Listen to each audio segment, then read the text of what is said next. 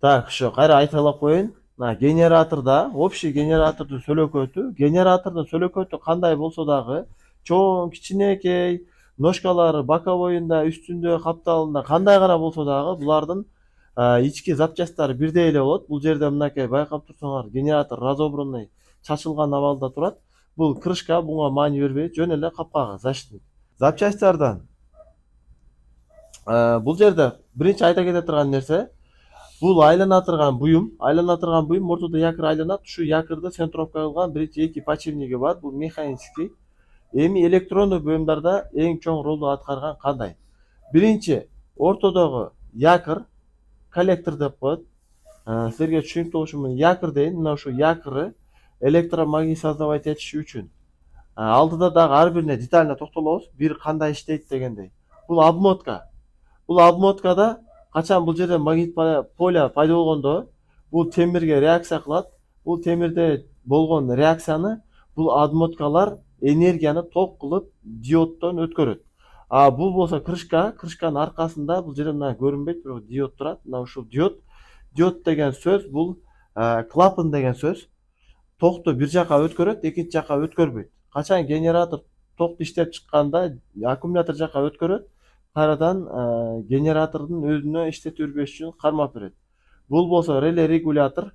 Бул эмне жумуш кылат десе, именно бул якырга эки бул дорожкасынан плюс минус токту берип, бундагы электромагнитти управление кыла турган реле.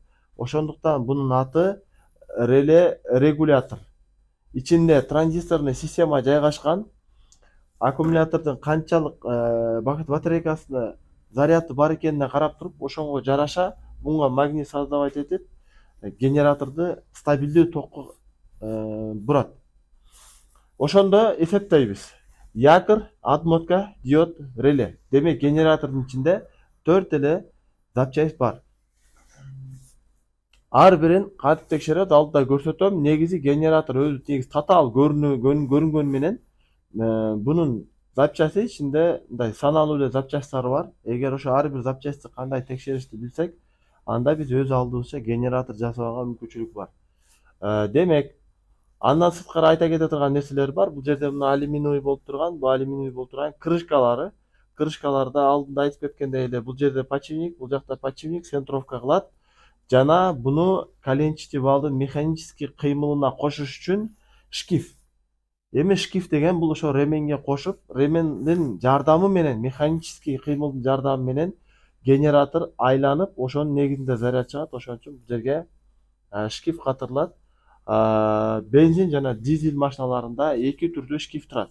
Бири простой, жөнөкөй эле темир, бири кандай бендексный деп коет, же кандай деп коет. Жака каттуу болот. Именно ошо каттуу болгон жагына заряд берет.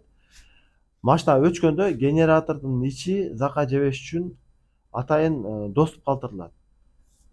Ал дизель машиналарга коюлат. Негизи бул өтө маанилүү эмес. Бул ход механический, ход роторный болсо деле, то есть баягы не деп коет, бендексный болсо дагы ал өтө чоң роль ойнобойт ал. Болгон эки түрү бар, айтып коюп атам. Демек, улантабыз. Генератордун жалпы түшүнүк мына ушундайча кетет. Так, эми генератордун ар бир элементин кандай текшеребиз, ошого тактаана айтып коеюн. Бул жерде мен азыр силерге болушунча түшүнүктүү видео табышка аракет кылайын. Бул жерде мен эле айтып берген, азыр силерге айтып берген нерсени дагы да мындай чачылган абалда экен, туугандар. Мынакей, бул мисалы механический буюмдарын карабай эле коелу. Шкифти, капкак, бул капкак, бул капкак. Бул жерде ротор, обмотка, реле, диод. 4 эле запчасть турат. 4 эле запчастьтын эң маанилүү жумуштарды аткарган, бул эң баягы силовой. Бул экөө дайыма нагрузка менен иштейт. Ушуларды нагрузка менен иштейт. Булар бири-бирине мунун ортосуна салганда 1 же 2 мм зазор берип турат. Бул дегени, эгер булардын подшипниги зака жесе, бул эки элемент оңой эле күйүп калат деген сөз. Демек бунун эки жагында бул жерде турган подшипник жана бул жерге кире турган подшипниги мынакей турат. Ушул эки подшипниктин ролу дагы өтө чоң. Ушул эки подшипник генератордо баягы биз генераторду обслуживание кылдырып туруш керек деген сөз. Именно баягы машинанын баллонуна подшипнигин кандай карагандай даимий айлана турган буюм да турабы? А генератор дагы даимий айлана турган. Мындай айтканда стабильный иштей турган буюм. Бул стартерге окшоп бир от алдырып коюп өчпөйт. Бул машина от алды, дайыма айланып иштеп заряд берип турат. 10 саат айдасаң 10 саат, 20 саат айдасаң 20 саат. Ошондуктан бул эки подшипникти дайыма майлатып, алмаштырып туруш керек. Бирок ошол жерде айтып кете турган нерсе подшипниктерди урганга болбойт. Негизи эле подшипник затыны урганга болбойт. Ошол жерде подшипник съемникти берип турасыңбы?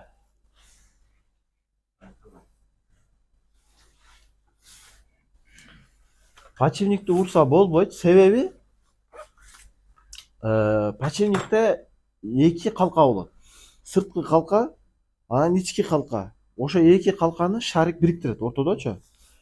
Биз качан подшипникти урганда объеманын сырты сыртына кагылган, ичи ичине кагылган болот дагы. Экөө тең плотный болот. Мисалы караңыздар, муну подшипник, муну азыр сырткы объемасы могул жерге келгенде кысылат. А ички объемасы и так могу роторго кагылып турат. Биз буну уруп чыгарганда же уруп какканда бул нерсени эгерде му сырткы объем эмес, ички объеманын ортосунда шарик баягы жерге бир аз пятно калтырып койсо, урганда түшүнүп атасыздар да, шариктин изин бир аз эле калтырып койгон болсо, уже бул айланганда ошол жерге бир аз токтоп өтөт, мындай кытыр кытыр кытыр кытыр деп түшүнүп атасыздар да. Эми бунун ичинде бир 10дон ашык шарик бар. Эми 10 шарик 10 жерге метке калтырганда бунун ичи ой шагыл жолго айланып калат. Лай мындай бунун ичи зеркальный ушундай бир тоннук болот да шарик жүргөн жер. Ошондуктан подшипникти эч качан урбаш керек. Эми чыгарып атканда мейли уруп чыгарса болот, бирок салып атканда именно сырткы объеманы кагып атып ички объемуна урбаш керек, ички объемун кагып атып сырткы объемуна урбаш керек. Түшүндүңүздөр? Ошону атайын мындай сөмдүктөр бар туугандар. Съемниктердин түрү бар. Эми бул самый дешевый съемник 450 сом турат. Есть фирмага карап ойнош мүмкүн, бирок бул съемник урбай чыгарат. Тартат, күчү жетет. Генератордун баардыгына күчү жетет. Анан шкифтерди чечкенге чоңурагын алыш керек. Бирок шкифтер негизи эле көбүнчө клинт этпейт. Желательно чоңун алып койсо дагы болот. Буну любой эле машина запчасть саткан жерде тапсаңар болот. Мунучу подшипник съемник деп. Ошон үчүн генераторду мен жасаймын деген адам милдеттүү түрдө бул съемникти алыш керек. Бул съемниги жок генератор баштаган жакшы идея эмес да. Так, подшипник тууралуу түшүндүк, Эми бул эки элемент. Бул негизи көрүнүшү бир аз мындай татаал көрүнгөн. Бунун ичинде мындай эч кандай бир татаал, бунун көрүнүшү татаал көрүнүп атканы менен, бул ротордун ичинде эч кандай бир маанилүү эч нерсе жок. Бунун жайгашуусу, бул ротор мына болуп турган зубчиктер, бул темир, обычный темир. Ошол темирге ортосунда көрүнүп турган бул кызыл, бул жез. Жезден болгон отмотка оролот. Оролот дагы отмотканын эки башы бул жерде мына эки саргайып турган зуб бири-бирине тийбей турат. Бир башы ошого пайка болсо, экинчи башы айланып келип өз-өзүнө пайка болот. Эми ошо экөөнүн плюс-минус бергенде бул ротор магнитке айланат. Эгерде бул жерге берилип аткан плюсту тогуну көбөйтсө магнит тала күчөйт, тогуну азайтса магнит слабыйлашат. Бунун магнит таласы канчалык чоң болсо ошончолук көп ток чыгарат. Магнит тала канчалык слабый болсо ошончолук аз ток чыгарат. Түшүнүп атабыз, То есть машинанын генераторунун көп заряд беришин, аз заряд беришин именно ушул ротор аркылуу регулировка кылат. Буну реле регулятор регулировка кылып турат дайыма. Бул аккумулятордагы емкости бунун ичине стабильный заряд уюштурулган. Мынча вольттон ашса уже электромагнит создавать этиш үчүн. Ичинде эч кандай мындай плата жок дегендей. Ичинде эчтеке устроенный жок. Болгону адмотка. Ошол адмоткага ток бергенде магнит талаасы пайда болот.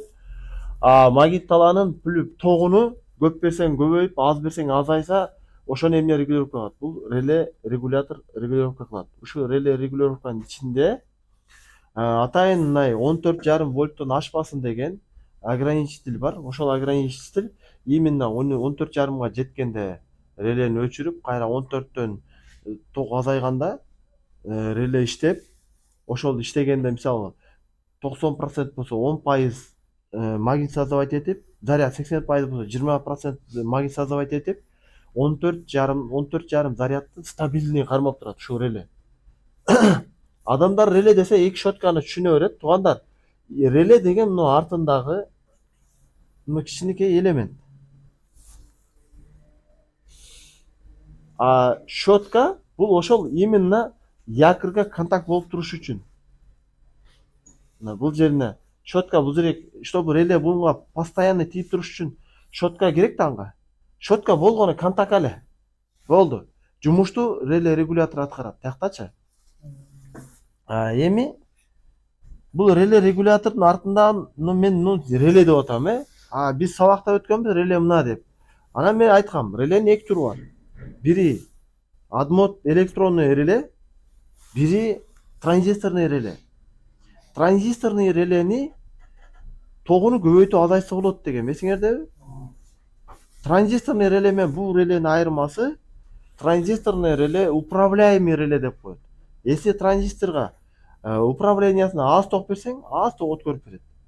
Если управлениясына көп ток берсең, көп ток өткөрүп берет. Чутасыздарбы? Мындай кысат. Токту кысып, азайтып, көбөйтүп берген мүмкүнчүлүгү бар. Ошон үчүн генераторго, бардык генераторго транзисторный реле колдонулат. Бардыгына. Эми бая бир суроо болгон. Машина эмне себептен зарядты көп берип калат деп. Качан бул транзистордун ичинде ограничитель бар, именно мисалы 14,5дан ашпасын дегенчи. Именно 14,5дан аккумулятор заряд ашканда просто бул өчүп калат. Релечи. Ошол өчпөй прямой болуп калган мезгилде оборот канча айланса ошончо ток чыгарып баштайт генераторчу. Ошондо мисалы аккумулятордун өзүнүн көлөмү 12 болсо, генераторду заряды 14,5 бериш керек болсо, буну уже неуправляемый болуп калгандан кийин машинаны газы тепсең, бунун обороты канча айланса ошончо заряд чыгарып баштайт да, 19 вольтко чейин заряд чыгарып баштайт. Уже ошол заряддын көптүгүнөн аккумулятордун ичиндеги суу кайнап баштайт. Именно электролиттин составында суу бар. Ошо суу кипитет баштайт. Потому что качан нагрузка келгенде ичиндеги баягы коргоштундан жасалган торлор эмеге айланып калат, теңге. Нагрузка менен иштегенде ал ушунчалык катуу кызыйт дагы. Биз баягы кипятильникти сууга салып кайнатабыз го. Кипятильник айланат дагы, уже ичиндеги именно күкүрт кислотасы кайнабаса дагы суу кайнап баштайт. Потому что күкүрт кислотасы менен суу смесь болуп, анан электролит болот да. Ошо экөөнүн ичинде анан суу кайнап баштайт дагы. Суу бат эле кайнап спирение болуп төгүлүп калат, уже аккумулятор бат эле бузулуп калат. Анын негизги заряд көп бериши биринчи ролдо мына турат. Эми бир эле ал маселе эмес. Дагы бир маселе бар. Бул адмотка. Адмоткада бул жерден кирген ток бул жерден айланып, бул жерге айланып, бул жерге айланып, түшүнүп баары жер айланат дагы. Бул 4 контакттын экинчи конеси баарынын башы бириккен. Түшүнүп атасызбы? Төртөөнүн башы бириккен. Ар жерде мына мисалы бул кирдиби, бул жерге оролду, бул жерге оролду, ар жерге оролуп, ар жерде магнит талаада чувствовать эткенде ошол жерден чыга берет. Экинчи конеси бириккен үчүн бир конес иштеп атканда экинчиси буга туруп берет. Мисалы бир электронный буюм бир жагында питание, экинчи жагында питание көбөйсө иштебейт да. Качан бул мындан ток чыкканда бул токтоп берет, мындан ток чыкканда бул токтоп берет. Айтор бири-бирине экинчи часть болуп берет да, мындай айтканда. Бири иштеп атканда бири экинчи бөлүгү болуп берет. Ошон үчүн булардын наркы конес бирдей. Буларды бири-бирине прозвонка кылсаң го, зымдарды бири-бирине прозвонка болот. Бирок мына ушул зымдар бул массага тийбеш керек. Бул бир. Экинчи, бул адмотка кирип туруп определенный бул жерге 10 жолу айланды, бул жерге 10 жолу айланды, бул жерге 10 жолу айланды деген определенный өзүнүн адмотка оролгон саны бар.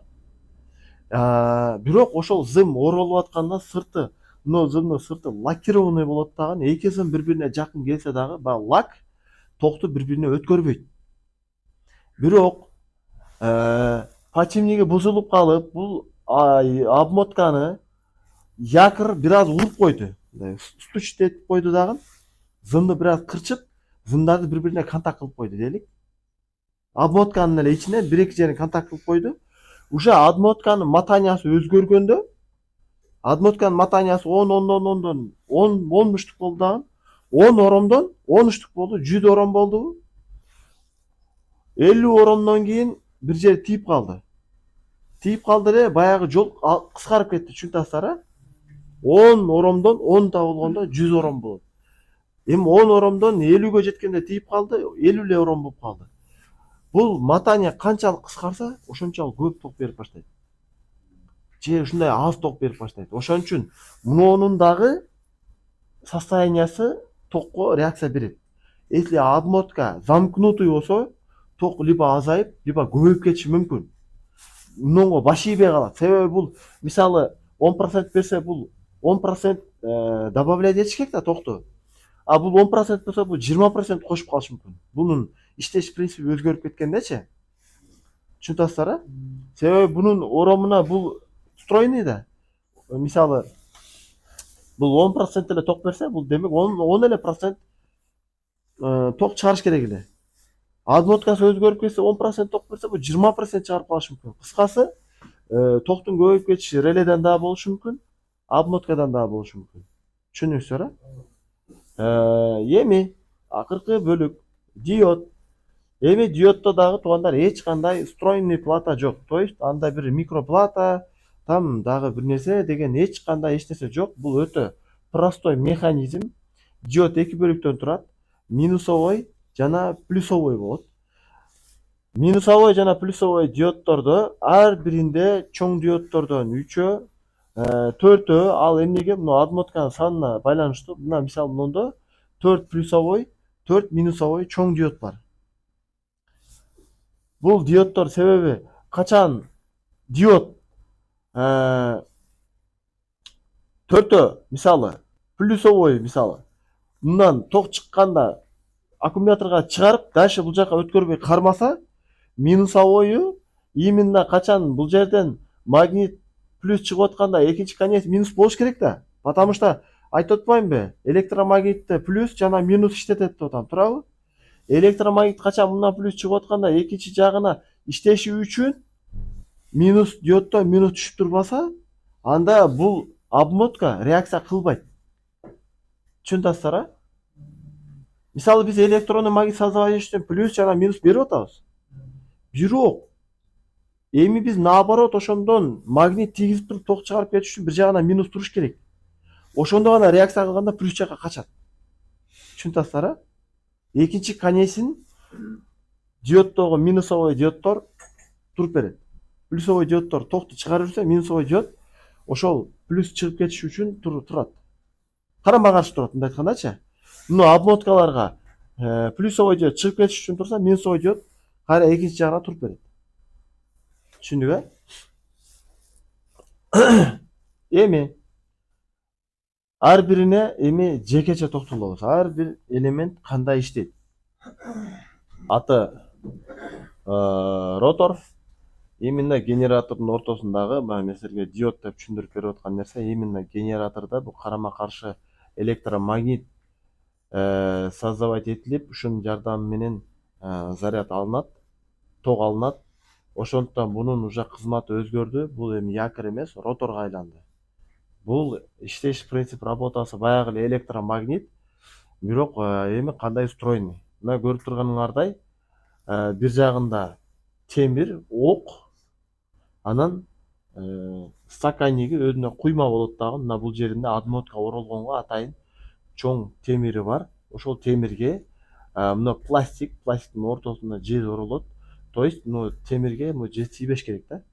и ичине салынат. Ичине салынганда бул ушу пресс менен салынат, кыймылдабайт. Анан бул капкагы жабылат. Ошондо бул уже отмотка даяр. Эми ушул отмотканын эки конец зымы, бул боковойунан бир чыгат. Бул темирге тийбей тургандай атайын сыртына текстильдик гофра кийгизилет. Массага тийбеш керек. И чыгат дагы бул коллекторге пайка болот. Бири ичине кирип чыгып муңга пайка болот, бири ичине пайка болот. Кыскасы мына дорожкага зака жедирбей ич жагынан чыгып жабышкан болот дагы. Мына ушу экөөнүн плюс минус берилгенде бул отмоткадан ток келгенде ушунун чыңалуусунан именно бул туюк темир магнитке айланат. Бая электромагнит сабагында айтып кеткендей эле, качан зымдан ток келгенде зымдын айланатында электромагнит пайда болот. Бирок жез электромагнитти өзүнө кармай албайт. Ошол себептен эң жакын болуп турган темирди өзүнө жабыштырат. Эми темирге жабышкан магнит ошол темирди магнитке айландырат. Түшүндүк, а? Ошентип бунун негизи эч кандай бир ичинде татаал эч нерсе жок. Болгону отмотка бар. Эми буну текшергенде кандай кылабыз жигиттер? Именно мо роторду текшергенде биз обычный тестер менен, прозвонка кылып аткан тестер менен бул бир контагын буга, бир контагын экинчисин дорожкага койсок, обмотка барып, оролуп, кайра келгенде, демек бул прозвонка болуш керек. Эгер прозвонка болуп атабы, демек обмотка бүтүн. Анан бир дорожкага тийгизип туруп корпуска тийгизебиз. Эгерде корпуска тийбей атабы, демек боковой массага замкнутый эмес. Демек ротор иштеп атат. Түшүнүп атасыздар, а? Роторду текшергенде мына ошентип текшеребиз. Эми экинчи запчасть. Бул жерде туугандар генератордун именно сыртындагы темирге оролгон обмоткалардын сүрөтү көрүнүп атат. Эми бул жерде туугандар эмнеге түрдүү светте? Себеби мен силерге бая айтып берген зымдардын ар бирин түшүнүңүздөр. Ал жерде биз 4 зым көргөн болчуга 1, 2, 3. Бул 3 зымдуу отмотка экен. 3 зымдуу отмотка 3 башка реакция кылат. Бирок булардын бардыгынын эле мынакей. Мунун бир конеси, экинчи конеси, мунун бир конеси, экинчи конеси, бир конеси, экинчи конеси. Эми булардын принцип работасы дагы ротордун өзүндө эле тоже электромагнит отмоткасы кандай оролсо дал ошондой оролот дагы. Бирок электромагнитный отмотканын бунун айырмасы бул жерде электромагнит создавать этилбейт, балким электромагнит ичинде бул темирге берген реакциясын ушул зымдар аркылуу сыртка чыгарып кетет. Түшүнүп атабызбы? Ошол именно ортодо ротордун ал электромагнит мисалы темирге реакция берет туурабы? Темир жанына алып келсең, либо темирди өзүнө тартат, либо темирден ток өзүнө тартат. Ошол реакцияны эшикке чыгарып кетет. Ошол чыгарып кеткенде могу обмотка менен пайдаланылат. Могу жашыл, кызыл болуп аткандар булар ошол обмоткалар. Баягы обмоткадан өйдөгө тарча жетип турган зымдарды бөлүп койгон. Бул дегени карагыла. 1-2 зубчикке биринчи зым оролуп туруп, уже караңыздар, башка обмотка башталат. Андан кийин башка обмотка башталат. Бирок булардын конеси ошонун тушуна туруп берет. Эмнеге? Стабилдүү болуш үчүн. Мо обмотка бир жерге оролду, ушунун тушунда бул обмотка оролуп турат. Бул обмотка бир жерге оролду, тушунда дагы обмотка оролуп турат. Түшүндүңүздөр, а? То есть мындай эме болот да, стабилдештирет, что норма иштеш үчүн. Качан ал иштегенде, именно бул жактан заряд чыгып атканда генератор мындай не пайда болот. Генератор иштегенде зырк именно чыңалуу эшикке чыгып атканда генератор мындай будто аны бирөө кол менен токтотуп аткан системадай болуп, тырс токтоп иштейт.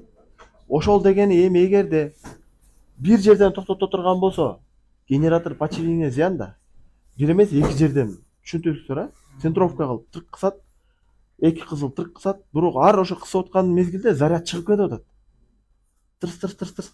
Бирок ошо параллельно болгондо стабильный иштейт. Баллонду биз балансировка кылып эки жагына дөңгөлөгүн таш кагабыз го. Ошол сыяктуу маселе да бул. Бунда татаал эч нерсе жок. Обмотка тоже самый простой эле элемент. Тоже обмотканы текшергенде мындай эле туугандар. Мына зым мынагу темирге оролгону менен, бирок темир масса, бул плюсовой. Бул обмотка бул минуска тийбеш керек.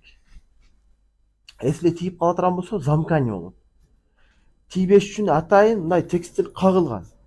Если подшипник бузулуп, ортодо ротор буну чаба турган болсо, бул өтө мындай жука болот да, бат эле мындай бузулуп калуу коркунучу бар да. Бул бир. Экинчи маселе, бул тоже мына зым, тоже лакированный баягындай эле жез. Эгерде бул катуу греть этип ысыйтырган болсо, лактар кызыйт да бири-бирине замкнутый болуп калышы мүмкүн. Түшүндүңөр а? Бул зымда бул жерде силерге түшүнүктүү болуш үчүн мындай арасын ачык кылып ороп атат, бирок бул мадмуткада бири-бирине тийип, прям мындай кысылып, пресстелип оролот. Түшүндүңүздөр а?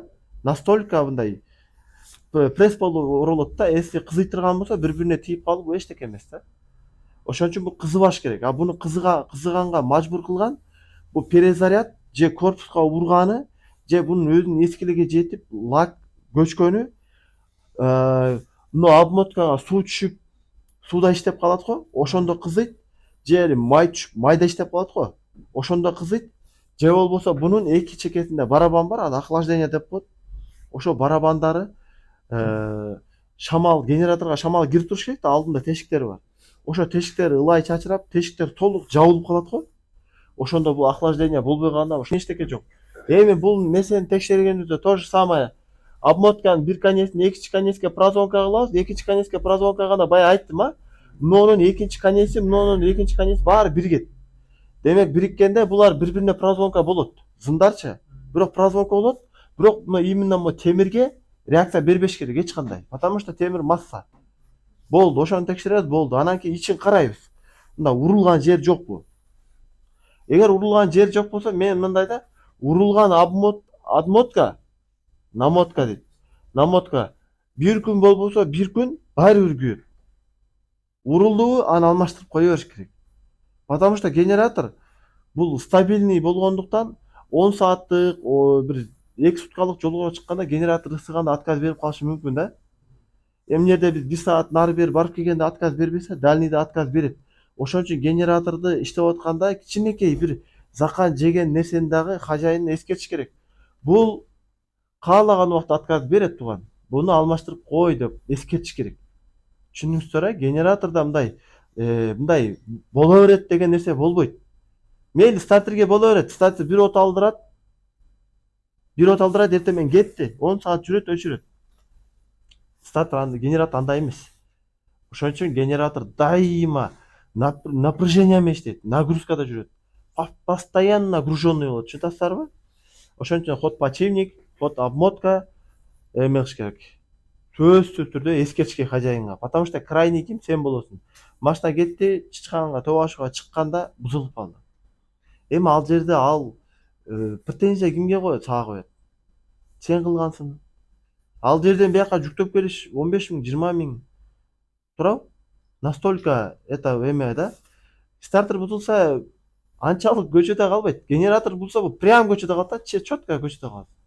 Стартерди эптеп, ургулап, чапкылап, оталдырып келе берет. Настолько түшүнүңүздөр э? Реле регулятор. Реле регуляторду бул жерде мынакей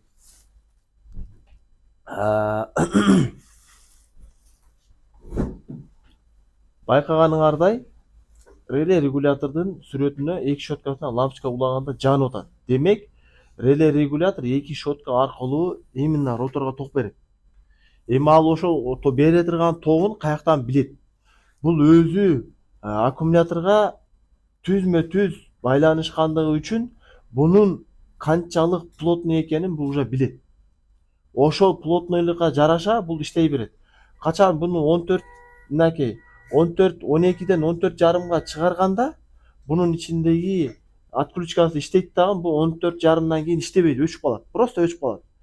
Анан кийин кайра 14,5 түшкөндө кайра иштеп баштайт. Мындай айтканда, бул түгөнүп аткан бир чаканы крандын астына коюп туруп, кранга ачып койдуң, толду, өчүрүп койдуң, азайды, ачып койдуң дегендей эле маселе. Түшүндүңүздөрбү? 14,5 стабильный кармап берет. Андан кийин бул постоянно генератордун нагрузкада кармаган үчүн bundan канча токту алып кетсе дагы бул ушунчалык буга реакция кылат. Даже 1 амперин алып кетсе 1 ампер толтап коет да. Ошон үчүн эч качан фара жакканда генератор иштеп атканда мындай маргать этпейт. А эми вообще эмнеге генератор бузулганда же аккумулятор бузулганда машинанын фарасы мындай мигание пайда болот. Билесиздерби? Кечинде газ тепсең мынтип барат да, газ кое берсең мынтип болуп барат. Эми бул эмнеге? Бул мына аккумулятордун айынан. Аккумулятор канчалык плотный болсо, күчтүү болсо, то есть полноценный 100% иштесе, бул деген сөз 100 литрлик чака деген сөз. Мисалы. Ана генератор ошого суу куюп турат деп коелук. Если генератор, аккумулятор начар болсо, то есть там 10% калган. Демек 10 литрлик чака. 10 литрге заливать этип турат. Канчалык запас суу көп болсо, ошончалык ток стабильный болот. Машина керегин чаканын түгүнөн алып кете берет. Кран чыгарып алып, типа стабильный, бир темпте. Кран мындай түркөп коюшу мүмкүн, туурабы? Түркөп коюшу, башка коюшу, фонтан кылып коюшу мүмкүн. Бирок астынан кеткен суу тынык кетет да, туурабы? Тунук. Эч кандай бир маселе жок кетет. А уже если сенин аккумулятордун состояниясы начар болуп, ёмкость кичинекей болсо, генератор зарядты коет, бирок алып кетип кала берет да. Баягы ёмкость жетишпей калат. То есть ошо баягы эмне деп коет? Биз ошону атайбыз, аккумулятор бул жерде ортодо стабилизатор жолунда ойноп берет да. Бул канчалык плотный болсо, бул берген, бул зарядын толтурат, бирок бундагы заряд пока туруп туруш керек да. Машинага туруктуу иштетип туруш керек. Кыскасы муну начарлаганда ошо баягы башталат мигание. Генератор жакшы эле зарядты бере берет. Болгону бул зарядты бергенче бундагын алып кетип калат да. Машиначы. Эми машина эмнеге иштетет токту? Биринчиден ал полный камера сгоранияны жарган иштетет. Искрага, бензин насоско, ысып кетсе охлаждениясына, кечинде келсең печкасына, фарасына, суукта печкасына, жазында кондиционерине, бардык жерине иштете берет да. Канча ток керек болсо сурай берет аккумулятордон. Бирок ошол аккумулятордон кетип аткан ар бир амперди генератор миллисекундта толтуруп турат. Ошону эгер муну начар болсо, ушунчалык көп ток алып аткандыктан толтура албай калат. Түшүнүңүздөрбү? А так жетишет. Бирок бир аз башталат. Ошол мигание башталганда биринчи очередь алып барып заряд текшерет, заряд жакшы болсо сразу аккумулятор алмашат. Ход аккумулятор кече салдың, бир күнү салдың, айырма жок. Алмашат. Потому что аккумулятор ёмкости уже не хватает. Эгер ошол темпте иштей берсең, генератор бир күн күйөт. Потому что генераторго стабилдүүлүк керек да. Если генераторду аккумулятор бакканга рассчитанный дагы, уже аккумулятордун тогун алып кетип калып, генераторда токтой соруп баштаганда, бул уже напряженный иштеп баштайт, керегинен артыкча иштеп баштайт. Ошондо анан кийин генератор кызып, мыздап иштейт дагы, уже акыры уже генератор бир күнү күйүп калат да. Мындай айтканда генератордун өмүрү жакшы сакталыш үчүн аккумулятор өтө плотный болуш керек. То есть өтө мощный болуш керек. Эч кандай замкнутый эмес, башка эмес, полноценный иштеш керек. Түшүндүңүздөр, а? Негизи реле регулятор ичинде деле эч нерсе жок, туугандар. Транзисторный реле, отключка, 2 щетка, анан микро мындай элементтери бар. Буну автоэлектриктер, мен чындыгын айтсам, мен дагы буну ичин ремонт кыла албайм. Бул ушундай готовый келет. Уже все, уже масса плюс уланып, глазок улангандан кийин бул уже иштеп баштайт. 2 щеткадан питание берет. Бунун ичин ачып, транзисторун алмаштырса болот. Ал маселе жок. Транзистор, именно транзистор. Бирок ичинде микроэлектрониканы жасай албайсың. Эмне себептен жасай албайсың? Себеби обмотка мен бая айткандай разный ватта болот. Генератор заряды разный болот да. Мисалы бир машина малолитражка. Анын малолитражка ал машина кичинекей. Анын жарык берүүлөрү деле, ток потреблениясы деле кичинекей дагы, стартер деле кичинекей. Анга кичинекей мындай эле аккумулятор коюлат. Анын генератор дагы ваты кичинекей эле болот. Ал кичине эле ток берсе бул тоет. Дагы бир машина бар дагы 8 цилиндровый. Бул 8 цилиндрди жарыш үчүн, охлаждение үчүн, ал эми мотор чоң килтейген кузовко коюлат. Ал кузовко алдын жарытыш керек, аркасын жарытыш керек, отургучтарды жылдырыш керек, ысытыш керек, айтор электроника көп суралат. Андайга чоң аккумулятор коюлат. Чоң аккумуляторго аны тойгузуш үчүн чоң ваттагы генератор коюлат. Түшүндүңүздөрбү? Эми эки разный адмотка, эки разный реле, эки башкача ток менен иштейт. Сен аны определить этип, мынча ваттка иштеш керек экен деп анткенче сен аны бир күн кечки убактың өтүп кетет. Ошон үчүн бул реле сам стоит копейка. Лучше алмаштырыш керек. Еще транзистор канчалык ысыган сайын транзистордун өмүрү кыскара берет. Генератор уже канча убакыттан бери иштеп келип атабы? Болду ал. Определенный өзүнүн жылы бар. Мынча деген алмаштырыш керек ал. Код иштеп аткан чакта эми алмашат ал. Ошон үчүн генератор транзисторный релелер внутри ичим платасын мен бир эки жолу муну алмаштырып көргөм, бирок көпкө жетпейт экен. Потому что булар өзү муну коюп берген транзистору более полноценный иштейт, бышыгыраак и ваттары дал келет, ошон үчүн кызыбай жакшы иштейт. Биз базардан алып койгон транзистордун ваты биринчиден не совпадает, потому что то, что мы покупаем рыноктан алганыбыз, это сарайский. Ваттары мындай дал келбейт. Сыртына жазылган ваттардан башкачараак да ал. Ошон үчүн дагы жакшы иштебейт. Эми бул жөн эле маалымат катары. А так буну ремонт кылган не советую. Уже невозможно, потому что бул старый транзисторлор, азыр жаңылар внутри плата коюп коюп атат. Уже аны уже ача албайсың дагы дажычы. Түшүндүк мындай реле боюнча. Анан релени текшерген боюнча мен мындай лабораторный стенд менен муну текшерсе болот. Мультиметр менен обмотканы интип мунун канча сопротивление көрсөтүп атканын билсе болот. Бирок ал полноценный айта албайт. Мультиметр менен эки щеткага тийгизсең, бунун ичиндеги транзистор настолько напряженияда, мисалы, билсе болот.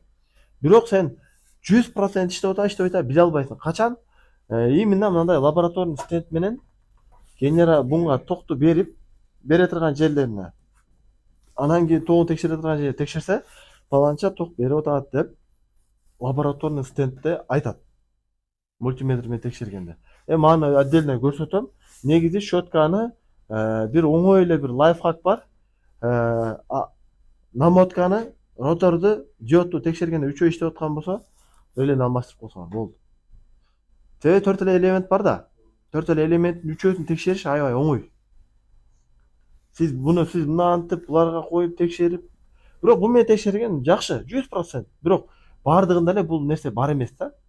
Бардык эле жерде бул бар эмес. Ошондуктан ошол берки метод жакшы. Намотканы текшердиң, роторду текшердиң, диодду текшердиң, үчөө тең иштеп атат. Не замкнутый щетка. Всё, реле алмашат. До этого сен качан генератор чыгара электе полный питанияларын генераторго келген, глазоктун зымдарын бүт текшерип койгонсуң, уже питание бар, плюс бар, всё ичинде уже бир эле алмаша турган элемент калат ал реле. Түшүндүк, Эми диод. Эми азыр бул машиналарга коюлбайт. Бул эски трактор, вообще эле бирок 80-жылкы машинанын диод экен.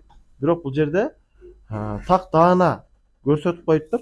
Именно мо көктөр минусовой диоддор, кызылдар плюсовой диоддор. Диод эки частьтан турат. То есть бири-бирине тийбеш керек булчу. Плюс диод корпуска тийбеш керек, минус корпуска катып турат, плюска тийбеш керек. Эки башка иштейт. Эки башка иштегенде туугандар мындай. Обмотканын бир конеси бияка келип каткан болсо, экинчи конеси бул жака келип катат. Түшүндүңүздөрбү? Мындай айтканда. Ошо обмотканы плюс-минус берип, ошо минус жагынан постоянный минус болгондуктан плюс жака качып чыгат ток. Мындай айтканда, электромагнит создавать этилиши үчүн ичинде эки питание болуш керек. Ошо эки питанияны ошо эки диод камсыз кылат. Плюс жагы чыгарып кетсе, минус жагы стабилдүү туруп берет. Демек, бул эки диоддун азыркы күндөгү диоддор бир аз башкачараак. Азыркы диоддор мындай более мындай навороченный версияда. Мына диодду эми настолько түшүнөсүңөр, мен болушунча түшүндүрүп берем. Бул диоддун абалын караңыздар. Бул жерде байкайбыз. астында бир пластина да, темирден. Алюмин деп коелу. Негизи бул пластмасса болбойт. Пластина, темирден ток өткөрө турган элемент болот, кыскача айтканда. Бул астындагы масса. Эми байкайбыз, мына үстүндөгү пластина мына 1, 2, 3 нерсе менен каткан. Ушу каткан нерсе мунга тийбеш үчүн мына пластик коюлган. Текстилик деп коебу. Ошо коюлган.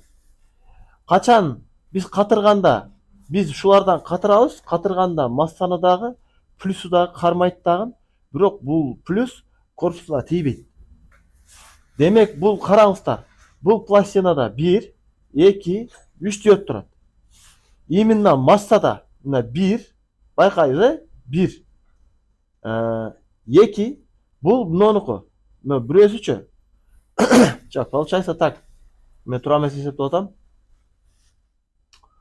Массада туугандар 1, 2, 3, 4, 5, 6 экен. Бул диоддун верхний частында бирден диоддор жок экен.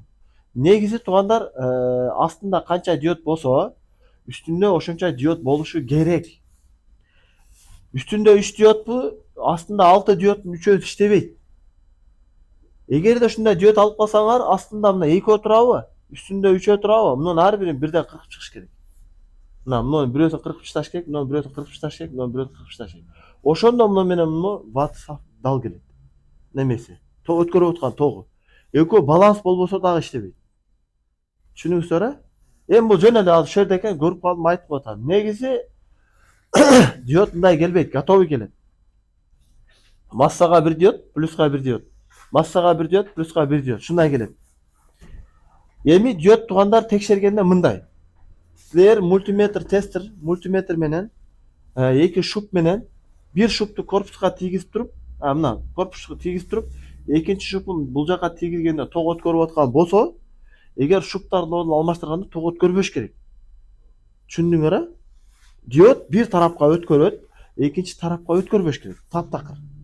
Бул диод ушундай эле простой эле, башка эч кандай бир эмес жок. Демек, бул массанын диоду дагы ошондой, плюстун диоду да ошондой. Эми плюс минус диод деп бөлүнүп аткан себеби бул эки диоддагы бир эле диод болгону бунун жайгашуу жери эки жерде болуп атат.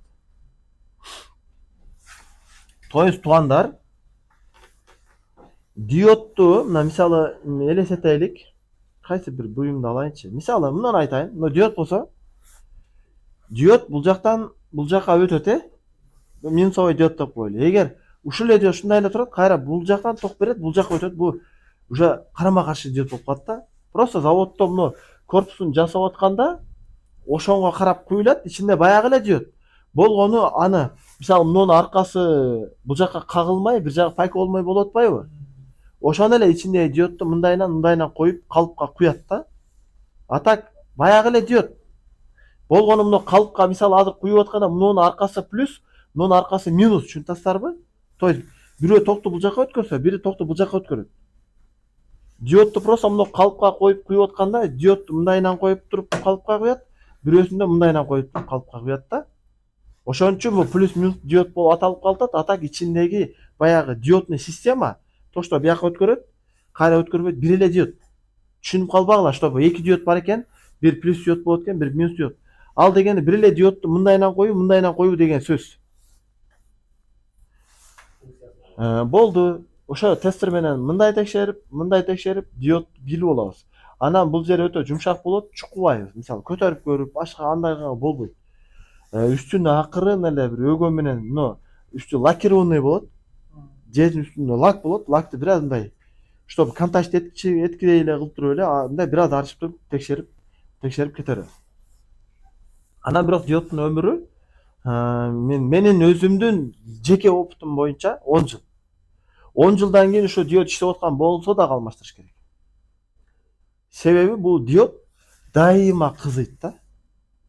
А диод дайыма кызыганда анын өмүрү кыскарат. Керектүү жерде отказ берет, жүктөп келесиң. Ошон үчүн диод эскирди, болду, алмаштыр. Баягы контрактный генератор дегенди эмнеден чыгарыш керек? Жаңы генераторго өтүш керек. Контрактный генератор салдыңбы? Ал контракттын генераторун уже нар жакта иштей турган иштеп келген уже Японияда, Кореяда. Болду, аны ыргытып туруп жаңы коюш керек. Менин бул жеке өзүмдүн оюм. Эми конечно жаңы кымбат. Эми биз шартка деле байланыштуу болуп атат. Негизи айтам да, жаңы да иштейт. Контрактный да иштейт. Ошон үчүн жет маселеси ушундай. Ушу 4 запчасть туугандар, ушул 4 запчасть боюнча силер ушу дагы өзүңөр эми мен айтып берген нерсе бул албетте силерге жетпейт. Ошон үчүн Google'га киресиңер, Google'дан ар бир запчасть атап бердим, намотка, ротор, реле регулятор, диод, 4 запчастьты изилдейбиз. То, что сыртындагы корпусу, подшипниктерин чыгарып салганды, буларды колго көндүрүш керек. Подшипникти туура кагып, туура чыгарып, муну только тренировкада эле келбесе, а так буну 100 жолу уксаңар да бул мээге кире турган нерсе эмес бул. А так по электронике как надо проверять, правильно проверять, буну бул туура текшергенди Google'дан жакшылап изучать этебиз дагы. Бул нерсе өзү аздык кылат. Мен бүгүн ушул боюнча сабак салам. Ушул сабак кирет, силер ушу эсиңерден чыгып кетсе дагы көрөсүңөр. Практический сабак кирет. Дагы аракет кылам ар бирин детально дагы эме кылып бергенге. Бирок өзүңөр дагы издеңилер.